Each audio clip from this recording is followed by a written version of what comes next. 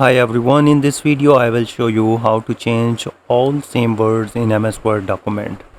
This is very simple and very easy. Let's get started. For example, you want to change, you can see that December is the word I want to change, and this December is coming here, and also this December is coming here.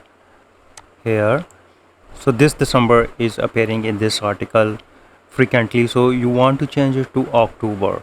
For example, if you want to change from December to October, so how you can do that? For this you need to go to the home tab, and then here you can see that there is a replace option. Click on that. The shortcut key which is called CTRL H, and here you need to type the words you want to replace. So for example, I am replacing December, DECEMBER,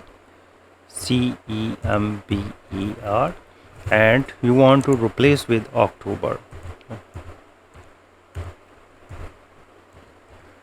and click on the replace all, and all done.